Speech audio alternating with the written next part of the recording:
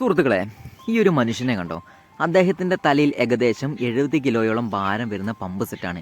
ആ pump set തലയിൽ വെച്ചുകൊണ്ടാണ് അദ്ദേഹം കാലിൽ ചെരുപ്പ് പോലും ഇടാതെ ഈ ചെങ്കുത്തായ ഇറക്കം ഇങ്ങനെ ഇറങ്ങിക്കൊണ്ടിരിക്കുന്നത്. ഇവിടുത്തെ പ്രത്യേകത എന്ന് വെച്ചാൽ ഒരുപാട് ചരൽക്കല്ലുകൾ നിറഞ്ഞ മണ്ണാണ്. ആ മണ്ണിലൂടെയാണ് അത്രയും വെയിറ്റ് താങ്ങിയിട്ട് അദ്ദേഹം നടന്നു നീങ്ങുന്നത്. നോർമലി നമ്മൾ സാധാരണ ഒരു പ്രതലത്തിലൂടെ ചെരുപ്പിടാതെ നടക്കുമ്പോൾ തന്നെ നമുക്ക് ചെറിയ കല്ലൊക്കെ കുത്തുമ്പോൾ ഒരുപാട് വേദനയാണ്. അപ്പോൾ ഇദ്ദേഹം കണ്ടില്ലേ, നിഷ്പ്രയാസമാണ് അത്രയും വെയിറ്റ് തലയിൽ വെച്ചുകൊണ്ട് ആ ഒരു വരമ്പിലൂടെ ഇങ്ങനെ നടന്നു നീങ്ങിക്കൊണ്ടിരിക്കുന്നത്.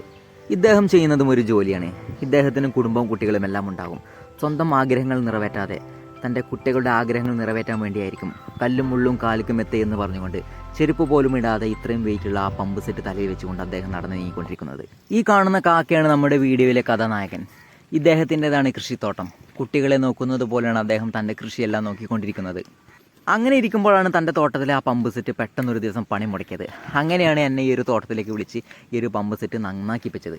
അങ്ങനെയാണ് ഞാൻ അദ്ദേഹത്തെ കണ്ടുമുട്ടുന്നത്. നല്ലൊരു വ്യക്തിത്വത്തിനുടമയാണ് ഈ ഒരു കാക്ക.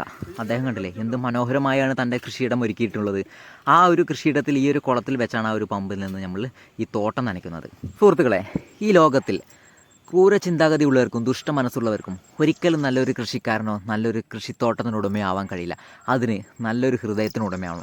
അങ്ങനെ നല്ലൊരു ഹൃദയത്തിനുടമയാണ് ഈ കാക്ക. അദ്ദേഹത്തിൻ്റെ ആ ഒരു തോട്ടം കണ്ടില്ലേ, എന്ത് മനോഹരമായാണ് ഒരുക്കിയിട്ടുള്ളത്. അങ്ങനെ അദ്ദേഹത്തിൻ്റെ ആ ഒരു വലിയ പ്രശ്നമെല്ലാം ഞങ്ങൾ സോൾവ് ചെയ്ത് വെള്ളമെല്ലാം കരയ്ക്ക് അടിച്ചു കൊടുത്തപ്പോൾ അദ്ദേഹത്തിന് വളരെയധികം സന്തോഷമായി. അദ്ദേഹത്തിൻ്റെ മുഖം കണ്ടിരുന്നു, എന്ത് ഭംഗിയായിരുന്നു അറിയാം കാണാൻ. കാരണം ഒരു പിഞ്ചു കുട്ടിയുടെ മുഖത്തേക്ക് നോക്കിയാൽ അതേ ഒരു ഫീലായിരുന്നു.